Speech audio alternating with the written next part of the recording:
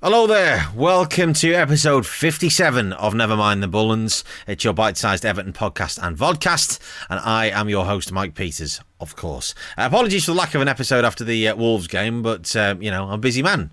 New job. Watching rainfall in Manchester and all the rest of it. So I thought I'd fold the Wolves game into this last one about the Man City game, because basically it means I have to talk about that Man City shambles less, which is good. Anyway, so Wolves game, of course, had a ticket, couldn't get there, but that I felt that was vindicated, my not being there, because I got to see the fans back in the ground and also some absolutely tip-top television when they said, "Isn't it great to have the fans back?" says Gary Weaver and Andy Hinchcliffe, and there is a lad there flipping the bird at the cameras when he realised he was on screen. Absolutely classic comic time. You can't beat that for Scouse humour. And also the lad when João Moutinho went to take a corner down at the Gladys Street end in the first half, when Wolves were on top and could have easily scored a couple of goals, and the lad sat there in a Von Dutch t-shirt with an extremely long beard, who made it clear in no uncertain terms what he thought of João Moutinho. For the he gave him an unmistakable hand gesture, the gesture to somebody who maybe doesn't have a partner. Let's put it that way.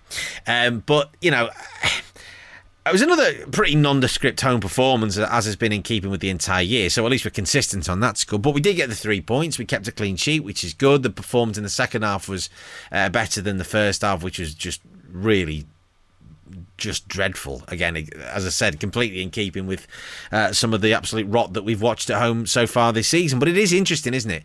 And it is. I think there is something in the fact that obviously the 3 games at home this season where we've had fans in the ground, we've taken 9 points and we've conceded 1 goal. I mean, we've only scored 4, but still, it does say a lot about sort of we can get points and how much of an impact that having a crowd at home will make to us, and traditionally is made to us at home as well, even though the atmosphere maybe is not quite what it was years and years and years ago. But it obviously does make a massive impact. I'm sure that's the same for all 20 teams in the Premier League. I don't think there's any question about that. But it's had a massive impact on us, and ultimately has probably dictated where we finished in the league. Moving on to the City game. Well, actually, before we get to the City game, of course, new kit. The sort of black watch kit. There was a huge amount of conjecture. It was the whole, Yanni or Laurel. Is it the blue dress? Is it the golden white dress kind of thing going on about? What colour is that sash on the shirt? Is it? I thought it was salmon pink. Somebody else said it was red, and then apparently it's burnt orange or something or other. But nonetheless, nice kit. Nodding back 140 years to the sort of the black watch sort of era of Everton. Lovely kit. Shame that the performance didn't in any way match up to the niceness of the kit. I can cope with losing 5-0 at Man City. Man City are the champions. They're an exceptional football team and have been for years. It's not the losing of 5-0 that bothers me. It's how nobody likes to lose 5-0, don't with that. But you can cope with it if the manner of the defeat means that you've absolutely had a go and you've just beaten by a side who were absolutely on point on the day. But it was an absolute shambles. When I was writing my notes for this, and amazingly I do write stuff before I open my trap, I actually kept in encapsulates where we are at, which I'd written for the Sheffield United edition of this last episode, an utter shambles. And I thought, I don't actually have to delete that, because it's like Groundhog Day. It's history repeating itself. The amount of space that Man City were afforded, and the lack of effort and commitment that was shown, particularly in the second half when the game was gone. As soon as Gylfi Sigurdsson missed that penalty, and don't even get me started on my lack of understanding of VAR now. It's truly baffling me now. I don't get that. Harry Kane somehow manages to create a goal for Tottenham yesterday where he's handled the ball. It's not ruled out because it was earlier on in the piece. I just don't understand. I don't think any of us understand VAR. It's just beyond comprehension, I think, for, you'd have to be Stephen Hawking to be able to work out what is going on there. It's absolutely ludicrous. But still, we get ourselves a penalty, which is unmistakably a penalty. Not quite sure Ruben Diaz hasn't been sent off, but anyway, there you go. Maybe it's the old double jeopardy thing, I'm not entirely sure. But we get ourselves back into the game, having conceded 2 really poor goals. You don't give Kevin De Bruyne that much room. And he just potted in off the left-hand side, picks the ball up. And as soon as he got the ball, I'm sure all of us were thinking, this is in the back of the net, because he's one of the best strikers of a football I've ever seen. He really is. I love the way he hits a football. But we just, gave him too much space. We gave him too much respect. We just switched off. And in the second half, Michael Keane, I was absolutely ashamed of. And I'm a big fan of his. But for the Sergio Aguero header, he's got in between Ben Godfrey, and he had about 6 yards of space between. None of them moved. Nobody tries to get near the ball, and they just gave up. And that is one thing as Evertonians we absolutely cannot tolerate. And it reminded me of a game against Middlesbrough on the last day of the 99-2000 season, where we'd had a decent enough season, with a sort of a pretty average team, but we had a smattering of quality in there. Kevin Campbell was in great form. Franny Jeffers was playing well. Nick Barmby, Don Hutchison, etc. Richard Goff was had a wonderful season for us, and we got ourselves. We were tootling along quite nicely, sort of 7th, 8th, 9th for the rest for that season, and we had a chance to finish 8th if we'd beaten Middlesbrough at home on the last day of the season, and we lost 2-0.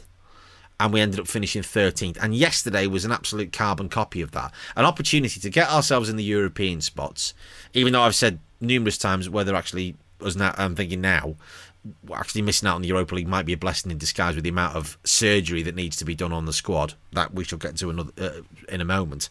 And we've ended up finishing 10th.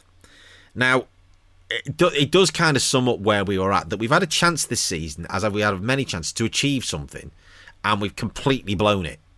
And it's happened multiple times this season, but obviously at home more than anywhere else. We can't really criticise the away form, because 11 away wins is an absolutely fantastic return. Best away form we've had since 2008-9. It's absolutely brilliant, no question, but the home form has let us down. And when you look at the league table, we finished 10th on 59 points. And we finished 9 points off 4th. Of being a point clear of 4th, I should say. Forget goal difference for a minute. And you're thinking 9 points, that's 3 wins, or 2 wins and 3 draws. And I don't need to sit here and tell you. We all know where those 9 points are. You could pick half a dozen games this season where we've gone, right, there's points that we've just left there. And that has cost us massively. Absolutely enormously. We could have comfortably finished in the top 4 if we'd been on it this season. And the season's just it's just frittered away at times. So we've had chances to get ourselves it, and we've just blown it. And that is Everton. Never mind this season, that is Everton down the years. We've always done that. We've had opportunities to really do it, and we've bottled it. We've got rabbit in the headlights. We've panicked as a squad, as a fan base, as a management team. You name whatever you want to say. Whoever's blame you want to where you want to lay that sort of at the feet of them. Feel free, but we've blown it and we've done it again. And it does really neatly sort of brings the whole thing. It just symbolises and crystallises the entire season and where this squad is at the minute, where we are at as a team and as a club.